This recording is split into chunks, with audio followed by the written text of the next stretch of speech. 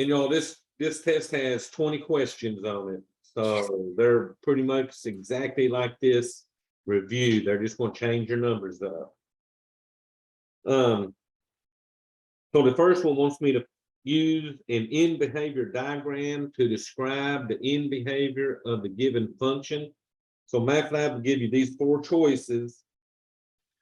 So they're giving us a polynomial, p of x equals negative pi x to the 6th plus x to the 5th minus x to the 4th minus x plus 4. So y'all, the question would be A, B, C, or D? Would it be A? So let's see if you're right. So the degree is 6. So that's an even degree. The lead coefficient is negative. So good job. If it was even degree and negative, you said A. Yes.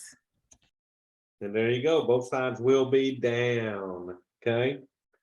So y'all remember we made that chart that looks like that.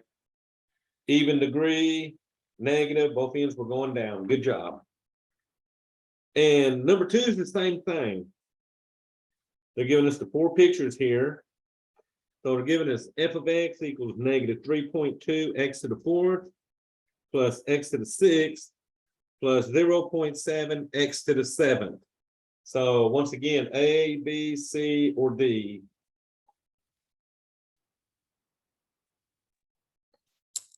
Would it be D as in dog? So let's see. Degree is 7. So good job. That was out of order.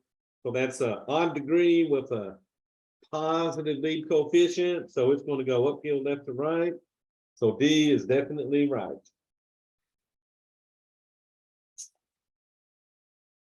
So y'all use that little chart we made for those first 2 questions, because that's all that you need to do on those 2.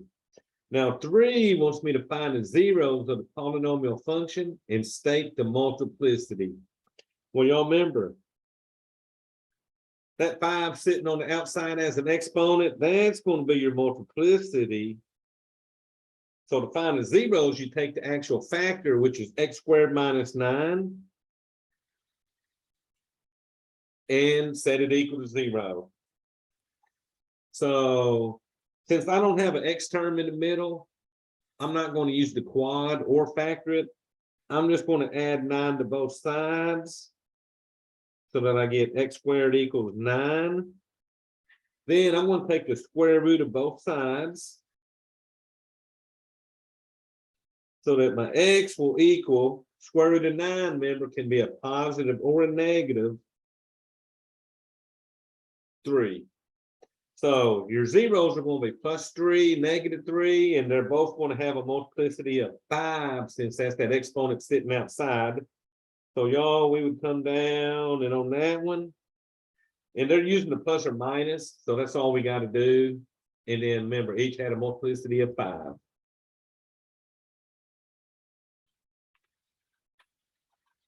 right, so I'm gonna move that up a little bit so y'all can see number 4 here. So 4 is the same thing. Find the zeros of the polynomial and state the multiplicity.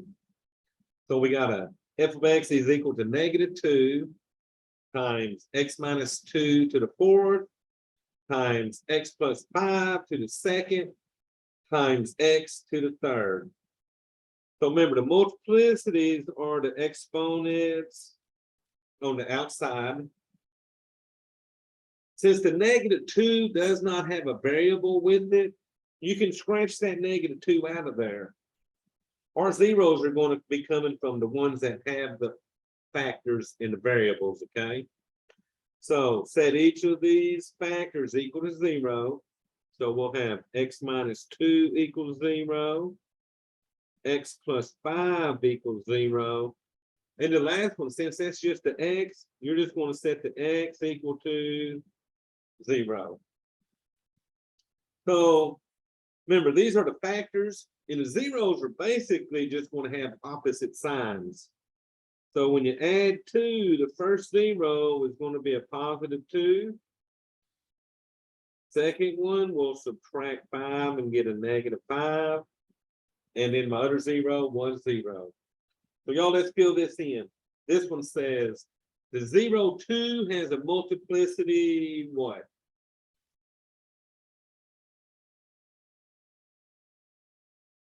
So what's going in that blank?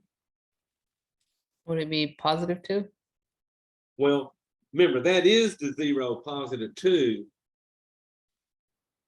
So remember, when they're asking you for the multiplicity, they're asking you how many times does that 0 occur? So to get to 2, we got it from this factor, right? X minus 2. Okay, 4. 4. So you're looking at the exponent. So the 0,2 would have a multiplicity of 4. And then look here, they're giving you the multiplicity, but they want to know what's the 0. So blank is a 0, a multiplicity 2. -5. -5. Good job. You got to be careful. You can't put the 5. Remember, that's the factor. The actual 0 was, like you said, that -5. So then it says the remaining 0 is blank. It has a multiplicity blank. So what are y'all putting here? So what is my 0 and 3. Oh, what did you just say? 0 and 3. 0 and 3. So the last 0 was 0, and it had a multiplicity of 3 sitting by it. Okay, so these two problems, we're dealing with finding zeros and knowing the multiplicities on those, okay? All right, y'all, so let me turn this over. All right, so 5, I'm going to actually do by hand and write this out. They want me to find the zeros and state the multiplicities.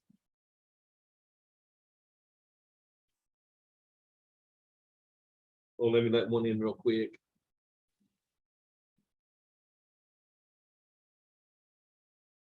And then state the multiplicities. So y'all are giving us f of x equals x to the third minus 3x squared minus an x plus 3. So this was the 4-term polynomial, and we had to factor this one by grouping. So I'm going to factor by grouping. And y'all, that's where I made the 2 groups. I did the first 2 terms together, and then I did the last 2 terms together, and I factored out a GCF of each of these. So the first one, you had an x3 minus 3x squared. So y'all, what's that greatest common factor?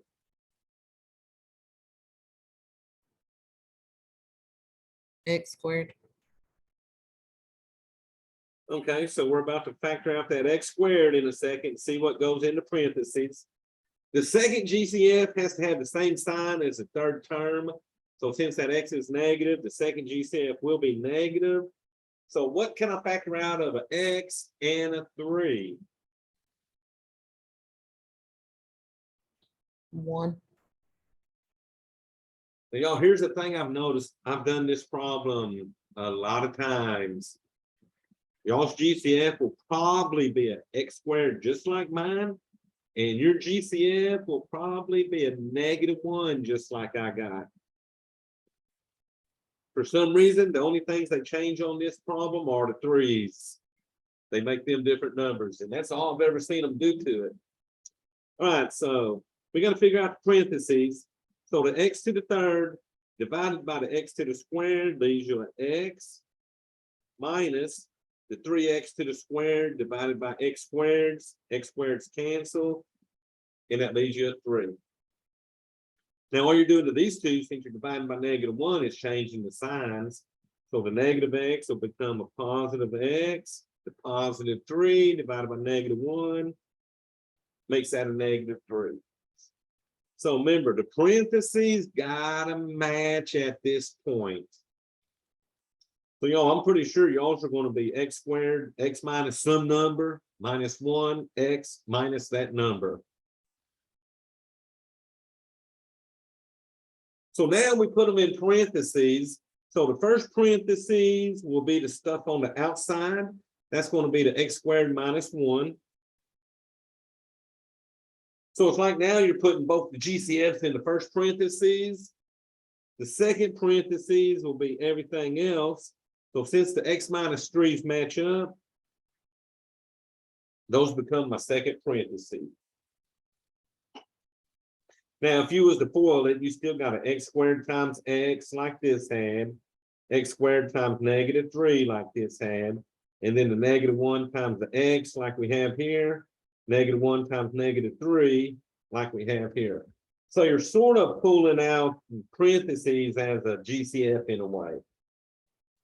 So this is factored. So to get my zeros, I'm going to set x squared minus 1 equal to 0, x minus 3 equal to 0. So y'all, here's my question. Since I don't have numbers outside of these parentheses for my multiplicity, what number would we have to put there?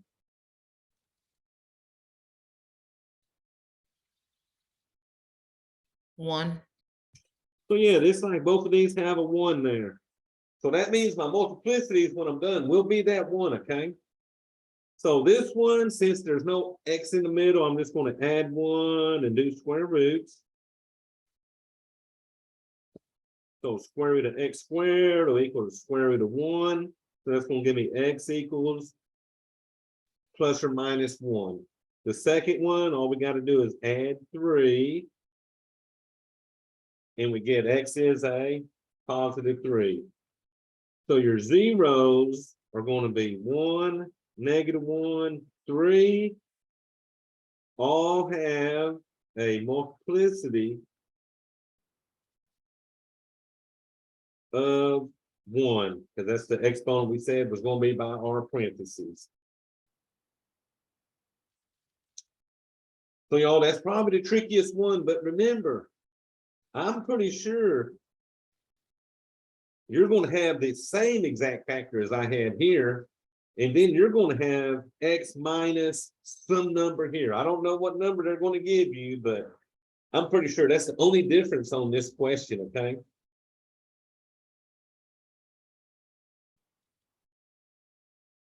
All right, y'all, let's see what's next. So number 6, I can bring this back up. So number 6 here says, determine whether this is true or false. If P of x equals x minus 4 to the 8th times x plus 3 to the 5th, then the graph of the polynomial function y equals P of x crosses the x-axis at 4, 0. So let me write that bigger. If P of x equaled x minus 4 to the 8th, x plus 3 to the 5th, then it crosses at 4, 0. So what you got to do is figure out which one of these factors that 0 came from. So since that's a positive 4, 0, we know it came from the factor x minus 4 to the 8th. So that's an 8 there. So do y'all remember what I looked at when I had to figure out if they crossed the x-axis or whether they were tangent to the x-axis? If the exponent is negative or positive. Oh, you're so close. How about even or odd? So the exponent, if it's even or odd. So if it's even, it would be tangent to the x-axis. So remember, even multiplicity. Even is tangent. So those are the ones that sort of came down and touched it and curved back up. If it was an odd multiplicity, it crossed over. So since the factor that the 4 was in came from the x minus 4 to the 8th, 8 is an even exponent, which means it would actually be tangent. They said it crosses. So this would be false. Now, y'all, they're going to give you, I want you to see this. So we know it's false. So we want the one that pretty much says what we said. So this one says the exponent 8 is even, thus the graph is tangent. The other one that said false said the exponent 8 is odd, thus it was tangent. Well, be careful because 8 ain't an odd exponent, 8 is an even exponent. So you want the one where they say it's even, okay? So they're trying to throw a curveball at you, changing the exponents from odd to even, or changing this part down here, does it cross or is it tangent? Okay. All right, so my number 7 here says, for the function f of x, find a maximum number of zeros, real zeros, maximum number of x-intercepts, and a maximum number of turning points. So let's see if y'all remember this. My function is f of x equals negative 6x minus x to the 7th. So I'm gonna let one in while y'all think about that.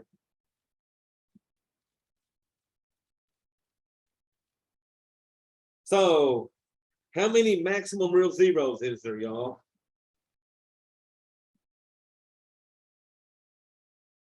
Oh, I thought y'all remember this. So how about this? I'll give y'all a refresher on the first one and then y'all figure these two. My degree is a 7. So since my degree is a 7, the maximum number of real zeros is 7. And remember this, x-intercepts and zeros are pretty much the same thing. So if you got 7 real zeros, guess what? You're going to have 7 x-intercepts. And y'all, you got to get used to thinking that them zeros and those x-intercepts are basically the same thing, okay? Now, how many is the number of maximum turning points?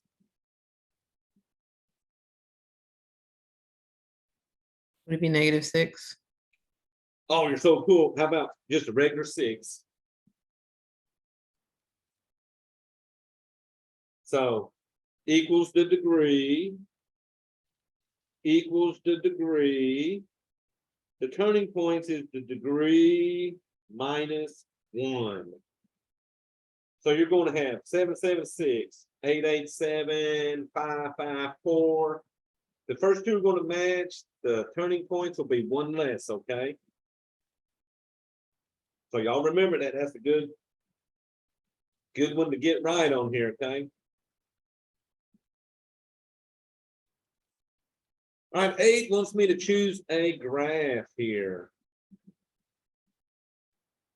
Well, this one looks like both ends are going down, sort of slings up and down, I think. Well, this one, oh, this is going up to the right. This one, both ends are going down. This one looks like a W, and this one sort of goes uphill left to right. You see, I'm going to show y'all how to fix the window on that calculator. You see, all these graphs go from -10 to 10. So let me see if I can zoom that in a second so that y'all can see that. So these graphs all go from -10 to 10 on the x's, and the y's go from -100 to 100. So if you just want to graph this and actually get the picture that looks exactly like those, you can do that, and I'll show you how to set the window in a second. But look here, to get the degree equals all these x's multiplied together. You got an x, the x from the x minus 4, the x from the x plus 4, the x from the x minus 6. That's 1, 2, 3, 4 x's. So you would multiply all them, which would give me an x to the 4. Since it's positive in front of the x, this is going to have a positive lead coefficient. So this problem number 8 is basically the same as problem number 1 and 2. They just gave you a picture of the graph instead of the sketches. So this has an even degree and a positive lead coefficient. So the only possible picture here would be what?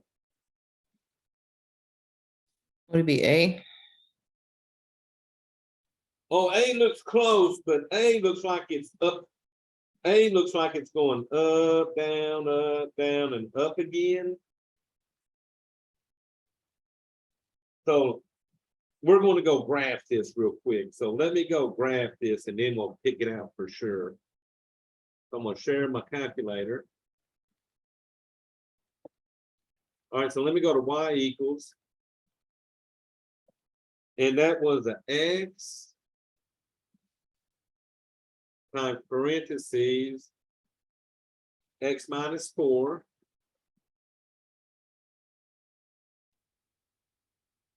And then another set of parentheses, x plus 4.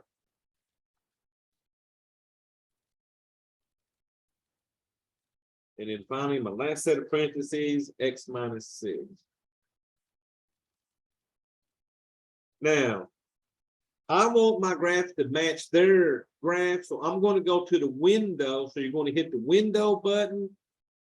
The x's went from -10 to 10, so change this one to a -10 for the x minimum. Click down, x maximum was a +10. And then arrow down to the y minimum. Remember, my y minimum was a -100. And then arrow down, my y maximum was a +100. Now that I changed my window, it will exactly match one of those 4 graphs. So let me hit graph.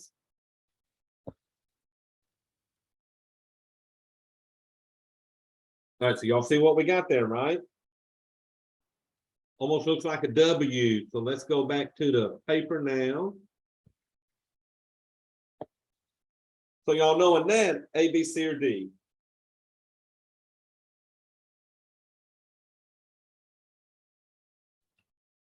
Oh, C sort of looks like a W, don't it? Yes. All right, so we're going to go with C on that one, okay?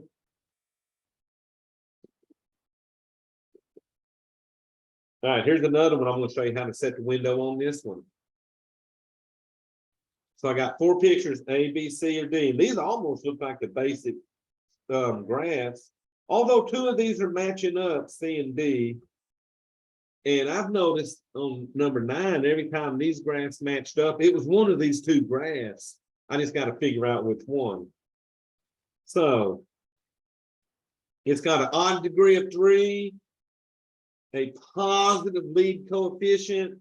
So when it was positive and even degree, it went uphill left to right. Well, that was going downhill. That and both ends go up. So look, C goes uphill and D goes uphill. So it's one of these 2 graphs. So what I got to look at is that 54 at the end, that's the y-intercept. That is the y-intercept. That's where it's crossing your y-axis. So C looks like, and if you notice, this goes to 250. So each of these lines is going by 50. So this one's crossing right around the 50. So you could probably say that's 54. This one here is going right through the center of the graph. So ours had to go around 54 on the y-axis. So we would pick C. But y'all, I'm going to actually graph this real quick so that you can see the difference on the graph, okay? So let's go back to that graph calculator. I'm going to go to y equals. I'm going to clear out the old one.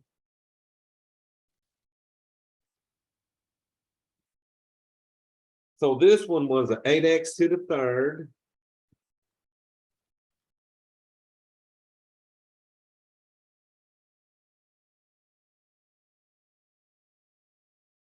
Oh my God, what I got on here. Let me clear that out.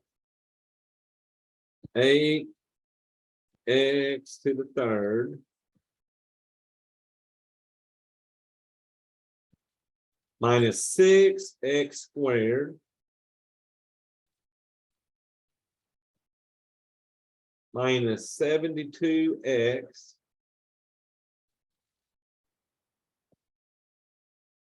plus 54. Now I'm going to go to window and set my window to match the graph. So their x's went from -5 to 5. So I'm going to go -5, enter. Go down to the max and put a 5. Then I'm going to go down to the y minimum. So the y minimum on this was a -250.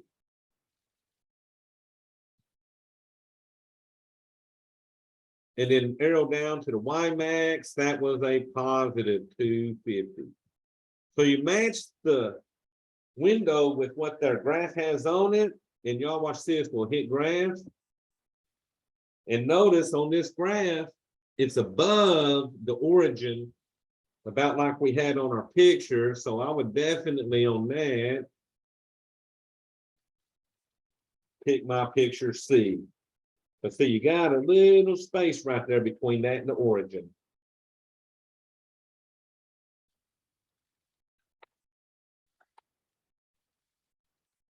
All right, y'all, so let me get ready. I'll probably have to move my camera back.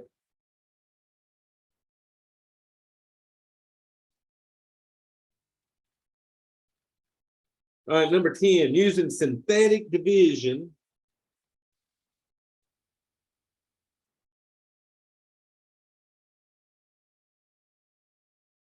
Determine whether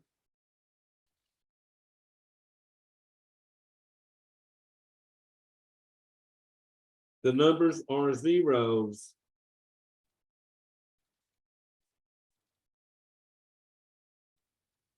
Of the polynomial.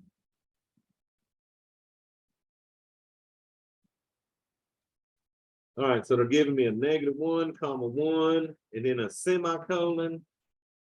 H of x equals x to the 4th plus 3x to the 3rd plus 2x squared minus 6x minus 6. So the two numbers they want me to check are the -1 and 1, and here's my polynomial. So here's the question. We're going to use -1 for my first C. I'm going to write down my coefficients, 1, 3, 2, -6, -6.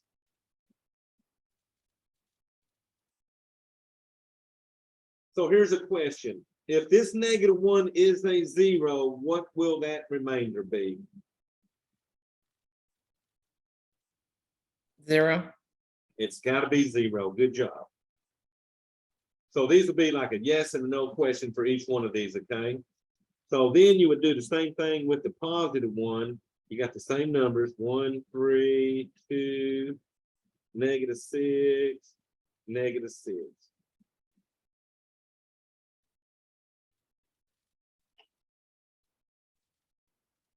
All right, so we got to check both these numbers. So remember, synthetic division, bring the first number down, multiply by C to get the next row. 1 times -1, -1. Add that column to get the next number. 3 minus 1 is 2. Then repeat. 2 times -1 is -2. 2 plus -2 is 0. 0 times -1 is 0. Add that column. -6 and 0 is -6. Multiply again. -6 times -1 is +6. And y'all guess what? I got a 0 remainder on that one, so this one would be definitely a yes. All right, for the second one, we're trying 1, so bring the 1 down. So basically, I'm just going to multiply 1 times 1 and get 1. 3 plus 1 is 4. 4 times 1 is 4. 2 plus 4 is 6. 6 times 1 is 6. -6 and 6 is 0. So it was getting close, but 0 times 1 is 0. So that when you add that up, you get a -6. So that one would be a no.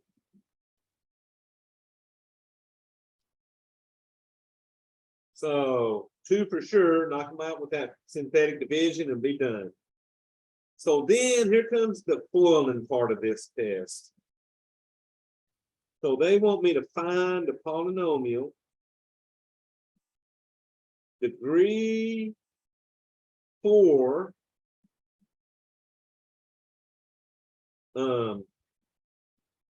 with -4 of 0 of multiplicity 3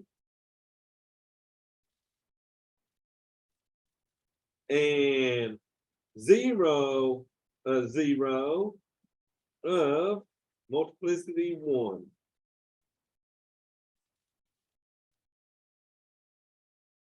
So if they're saying, hey, you got a degree 4, so when you're done, you better not have anything higher than an x to the 4th in there, okay? Now we know -4 has a 0 of 3, so that means -4 happens 3 times.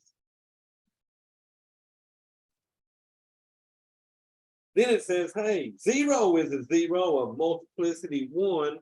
So I'm going, anytime I got 0, I put them up front. So x is 0 1 time, x is -4 3 times. Now, anytime x is a 0 by itself, you bring down that x, everything else has to go in parentheses. But anytime you got a 0 as a 0, it automatically is just the x. Because y'all, x plus 0 is still 0, and it just simplifies that way. Now, if the zeros are negative, the factors will all be positive. X plus 4, x plus 4, x plus 4. So all these gave me positive numbers in the factors, okay? All right, now it's just a matter of foiling this out. So the first thing I'm going to foil are the last 2 sets. And I'll just do them on the side. So I will bring down that x and that x plus 4. And I'm about to see what goes in the next parentheses by multiplying the x plus 4 times the x plus 4.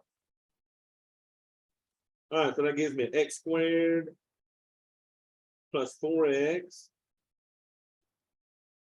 plus 4x plus 16. Also remember, I got like terms in the middle, so I'll bring down my x squared. 4 plus 4x's gives me 8x's, and then my plus 16 at the end. So in here, I would put the x squared plus 8x plus 16. So now we sort of got to foil this now. It's a little longer, but we still foil that. So I'm going to move my camera down for us.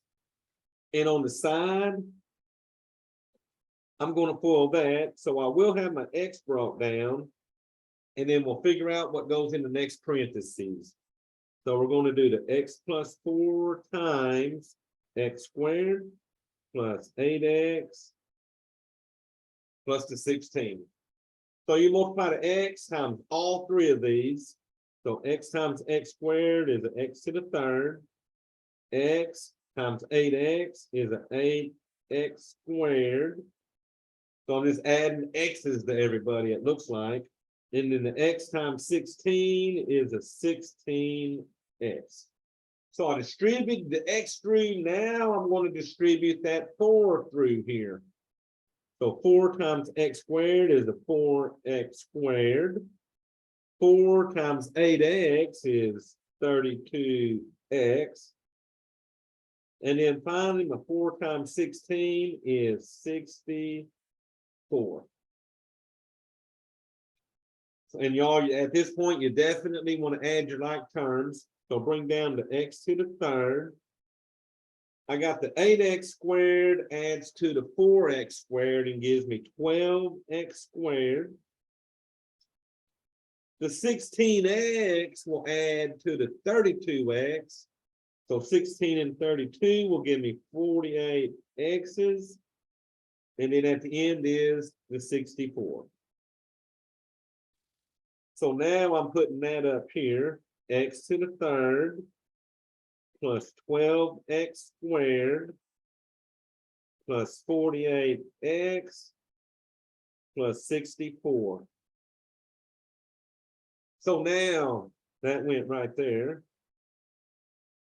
So now all you got to do is distribute that x times all four terms in here. X times x to the third is an x to the fourth. X times 12x squared is a 12x to the third. So now all I'm doing again is adding x's to everybody. X times 48x is a 48x squared. And then finally, y'all, the x times 64 is a positive 64x. So they said find a polynomial degree 4, and look at this. My degree is a 4.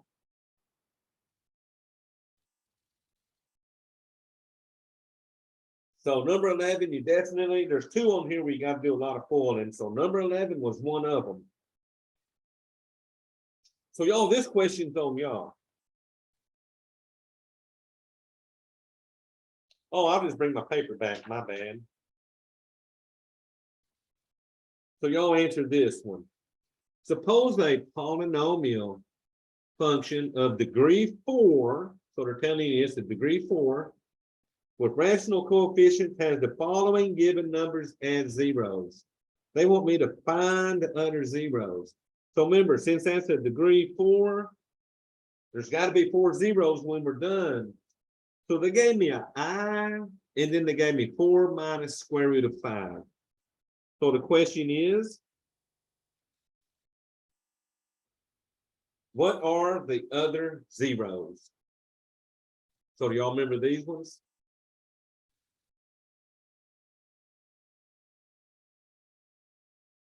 All right, so I'm going to jar your memory. If I is a 0, then what else has to be a 0?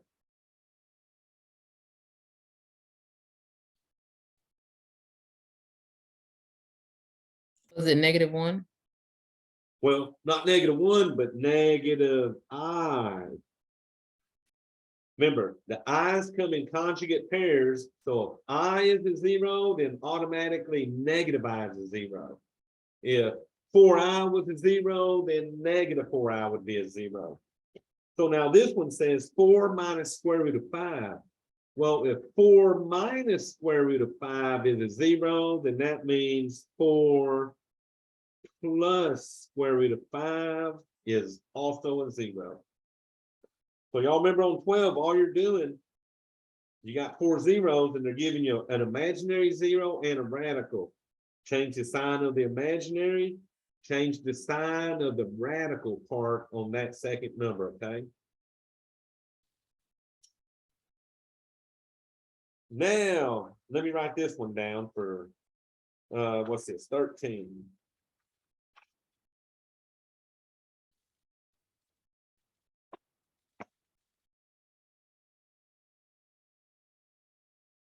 Let me that back up.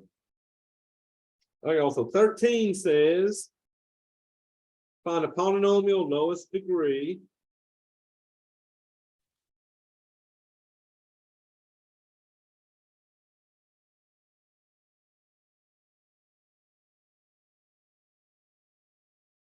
That has the given numbers as sum of its zeros. So they're not telling you the degree on this one because they want y'all to figure that part out. Now the numbers they give me are square root of 5 and 5i. So here's my thing. These are some of the zeros. What would the other zeros be?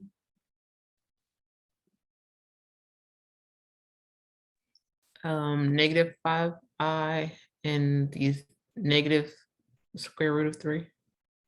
So the other zeros have to be those. If they give you those two, these two have to be part of it also. Good job. So that's what we're about to FOIL. So x equals, I'll just do the radicals first. And then x equals 5i, x equals negative 5i. So they got to come in conjugates on this one.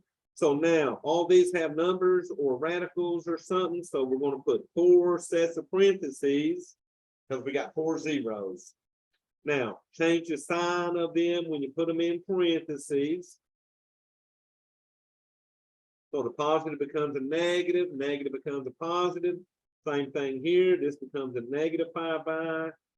The last one becomes a positive 5i. So these are conjugate pairs. These are conjugate pairs. So I'm going to FOIL the first two. Now, since these are conjugate pairs, I'm going to shortcut FOIL. And shortcut FOIL this one. So at the moment, I will have 2 sets of parentheses still. So the shortcut meant take the x times the x, which is the x squared. A negative square root of 3 times a positive square root of 3 is a negative square root of 9. So the 3 under the radical multiplies by that 3 under the radical to give me a 9 under that one. Now the second one, x times x is x squared. Negative 5i times a positive 5i is a negative 25i squared. All right, so this one becomes x squared minus, so what's the square root of 9? 3. So remember, radical times the radical that looks like itself gives you that number that was under the radical.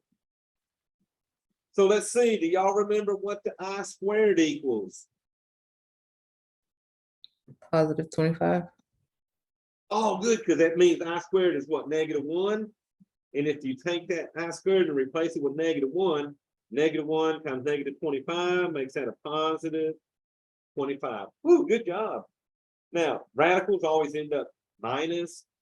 Imaginary always ends up positive. All right, so the last step is to FOIL these two now and be done. But notice the radicals and imaginary stuff is gone. So we'll just do x squared times x squared, get an x to the 4. X squared times 25 is 25x squared. Negative 3 times x squared is a negative 3x squared. And then the negative 3 times 25 is a negative 75. Oh no, y'all look at this. Last step is these like terms. So bring down the x to the 4. 25x squared minus 3x squared leaves me what, 22x squared. Bring down that 75. So put these in order so that you can get these conjugate pairs FOILed out, because you can shortcut them. And then once you got those two taken care of, FOIL them, add like terms, and be done.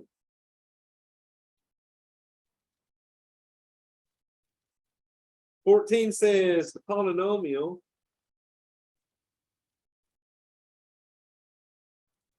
has the given zero.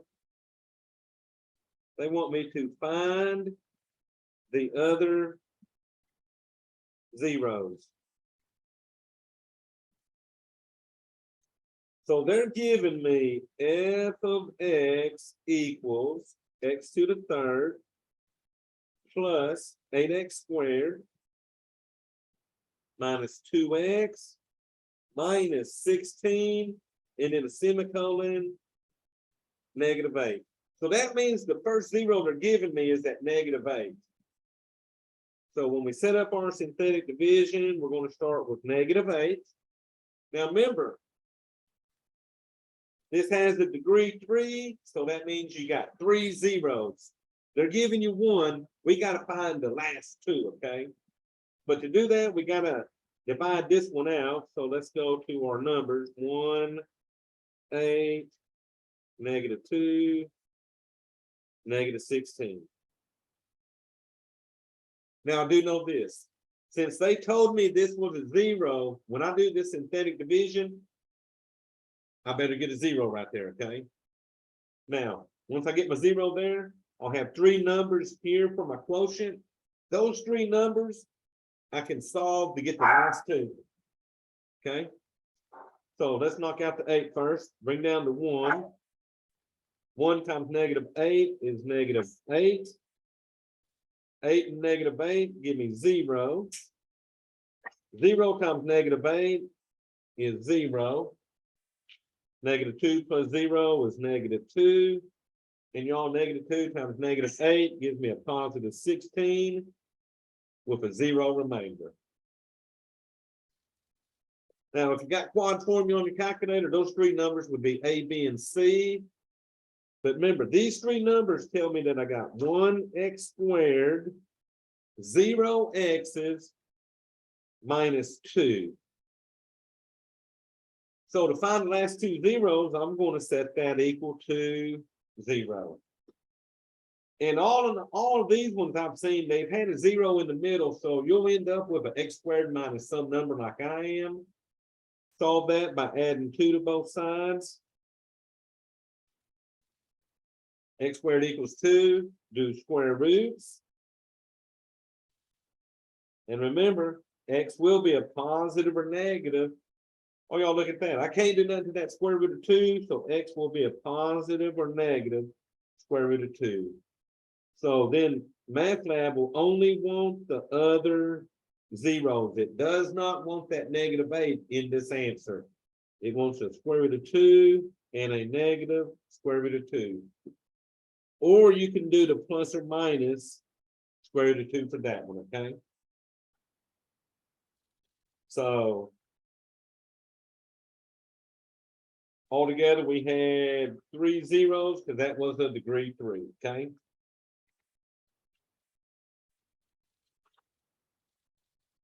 All righty, so let me fix my paper and move this back up.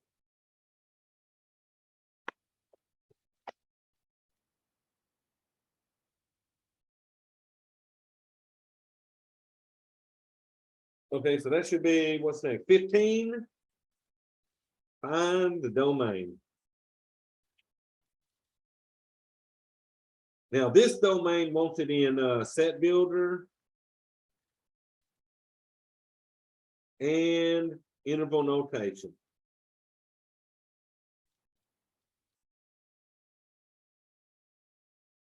All right, so my problem is f of x equals x to the 3rd minus x² plus a x plus 2 all over x² plus 8x plus 12. So remember, on this problem, you take the bottom and set it equal to 0.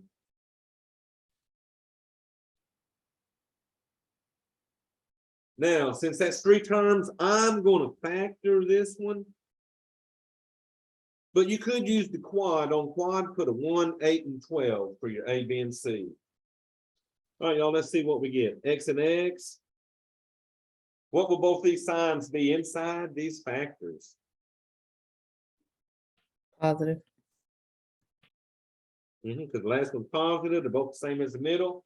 And then you'll have to find me factors of 12 that equal 8. 6 and 2. So 6 and 2. So remember, that's the factors. So now set both of them equal to 0 and get the 2 numbers that would make this thing undefined. So we get a -6, and then we're going to get a -2. Now here's the thing. They want this in ascending order. And it'll say that under the answer blank, okay? So ascending order means go from smallest number to the largest. So set builder would be x such that x is a real number and x cannot equal. Now make sure you pick the one that says x cannot equal a -6 and x cannot equal a -2. So that one's got to go in order, the -6 first and then the -2, okay?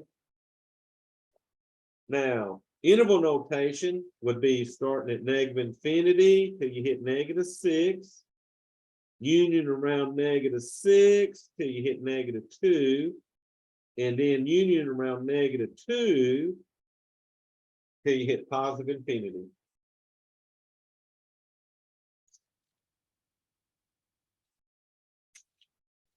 Whoops. I'm gonna fix my paper back. So this domain was out of 5-1, and there's another one doing the same thing from 8-5, and they want me to find the domain again. We're given f of x equals 1 divided by x squared plus 2x minus 24. And basically, we're going to do the same thing we did here. We're going to take the bottom, set it equal to 0.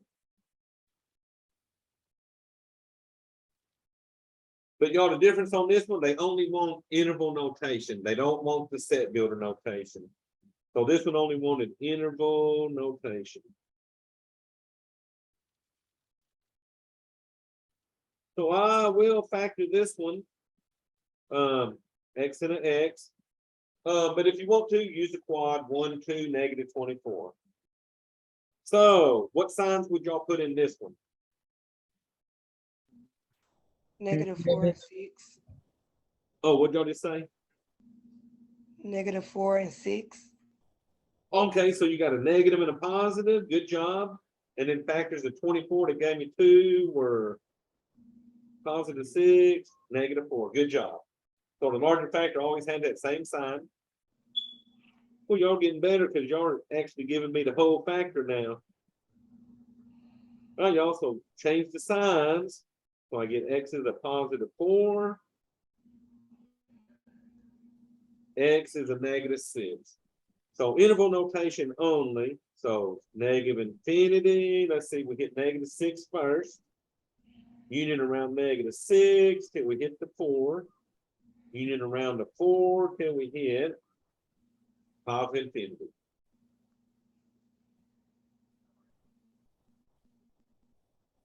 Oh, good job, y'all got good on that factor. I guess if any of y'all take calculus or something, factoring will help you for sure in that. Whoops, let me bring my camera back up. All right, determine the vertical asymptote.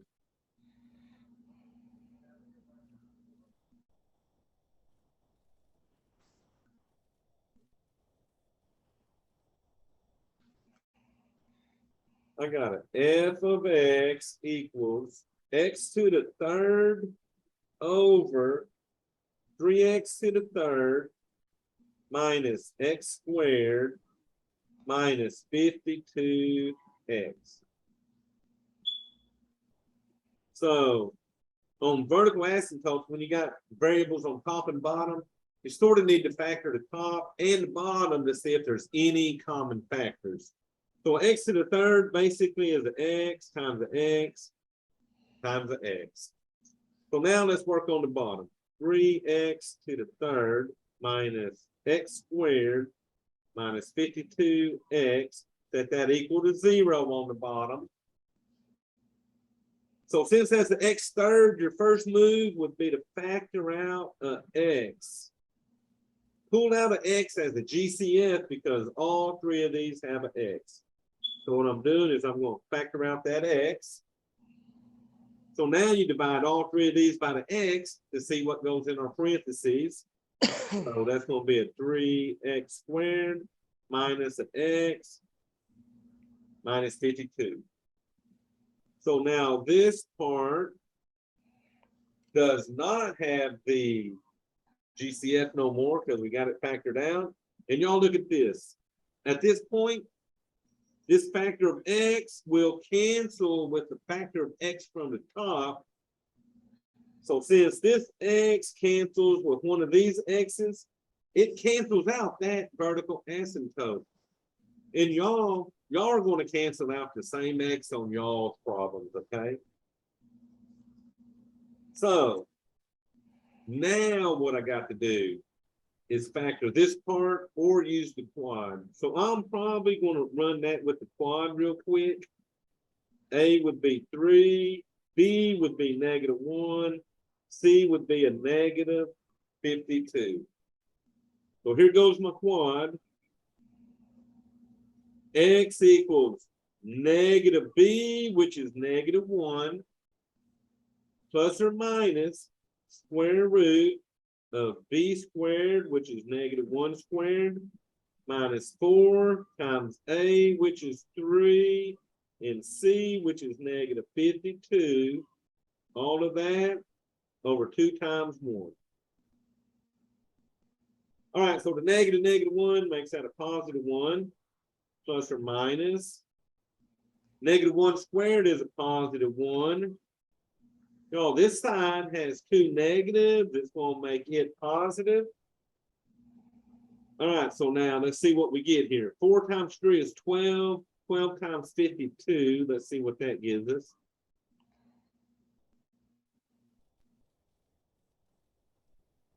So I'm getting 624. All over 2 times 1 is 2.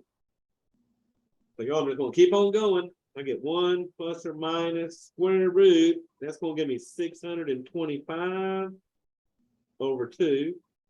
All right, y'all. So let me ask y'all, what is the square root of that 625?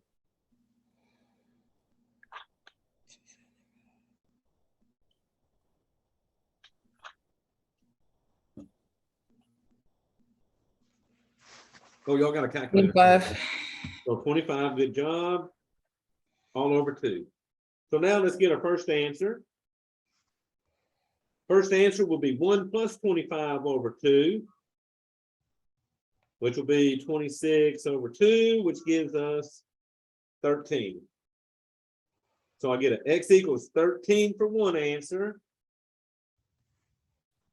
Second answer, I'm going to do 1 minus 25. Whoops, 1 minus 25 over 2. That'll be a -24 over 2, which is what, a -12. So on y'all 17, your common variable on the bottom will cancel with one of the X's on top. So that creates a hole, remember, and it gets rid of the actual vertical asymptote. So when y'all do 17, you're only going to get 2 vertical asymptotes like I did. Now think on this one, MATLAB actually has the X equals. So all you got to do is put in the 13, comma, -12. Okay. So remember, on y'all 17, you're only going to get 2. The third one is going to get wiped out, okay? All right, so this one says determine the horizontal asymptote.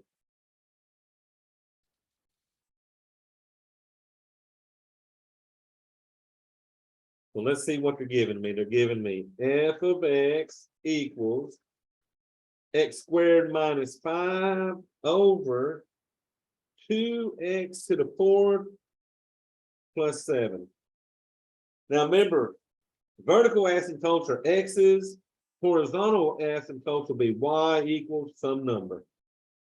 And they give you the y equals, all we got to do is figure out what number's going in here. So there's 3 possibilities. You're going to get no asymptote, you're going to get y equals 0 as an asymptote, or you're going to get y equals a over b, which would be the lead coefficient. So you're looking at the degree. The top has a degree 2, the bottom has a degree 4, so the bottom is greater than the top. So anytime the bottom's greater than the top, What am I putting here? 0. Y equals 0. Good job. If the top is bigger than the bottom, then that's the one where it's no asymptote. And then if they were equal, that's when you looked at the numbers in front. Okay.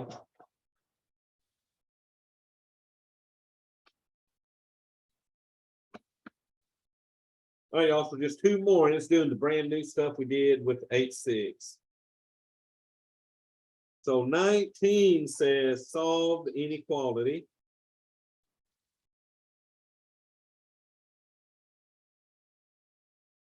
And we want these answers in interval notation, okay? So they're giving me x minus 1 times x plus 3 has to be less than 0. So to solve this, you set this equal to 0. Now this one's already factored, so take each factor, set it equal to 0. So if you notice, we set a lot of stuff equal to 0 here.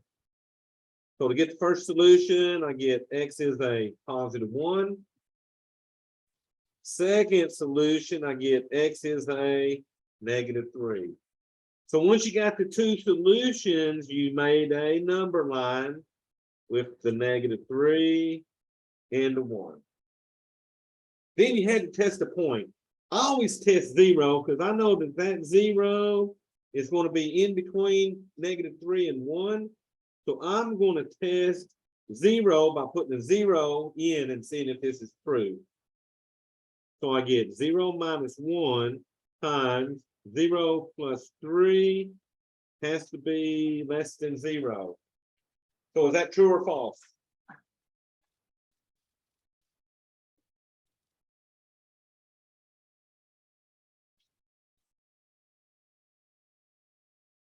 All right, so that gives me negative 1 from that parentheses, 3 from that one. Negative 1 times 3 is a negative 3, less than 0. So y'all, that's true. So since it's true when I tested 0, I'm going to shade where the 0 is located.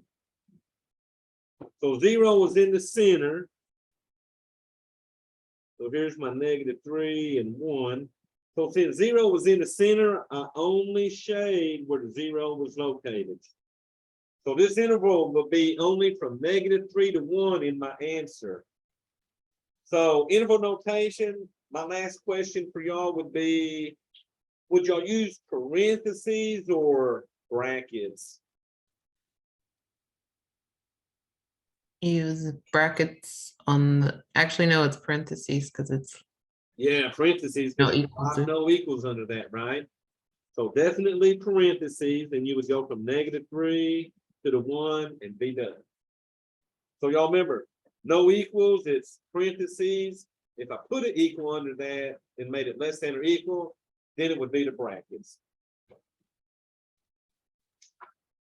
All right, y'all, the last one, solve the inequality again. They're giving me x squared plus 17 is less than 6x. So this one you had to do work because over here I need a 0. So since I need a 0 there, I'm going to subtract that 6x from both sides. So this will give me my x squared. I'm going to put the negative 6x, then the positive 17, less than 0. All right, so now we would factor this and set it actually equal to 0. Just to get our 2 numbers. Once we get our 2 numbers, we'll play up our timeline, or number line, I mean. So x and an x, y'all look, that's positive on that 17. So since that's positive, both of these will be negative like the middle. So y'all, here's the question. We need factors of 17 that'll give me 6.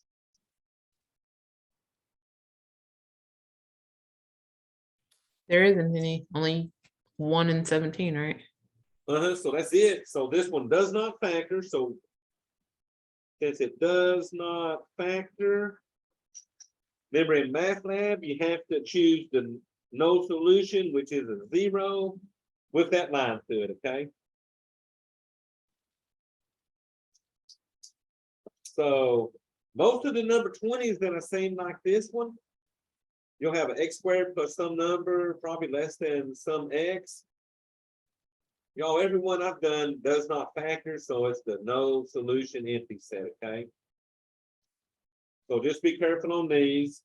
19 did factor every time and give me two numbers.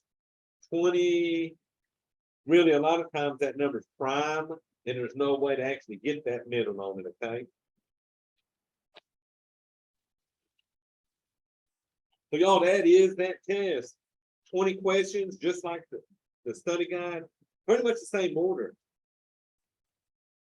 So if you'll practice that study guide a few times, get a good score on it, then do that test, I think you'll do a whole lot better on it, okay?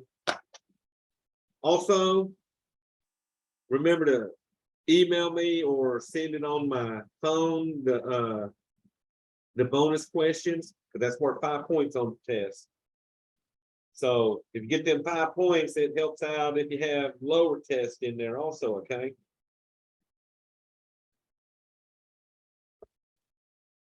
All righty, so any questions?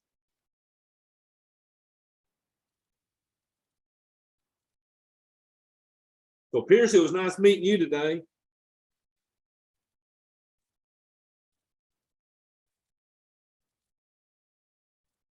Oh, I can't hear you.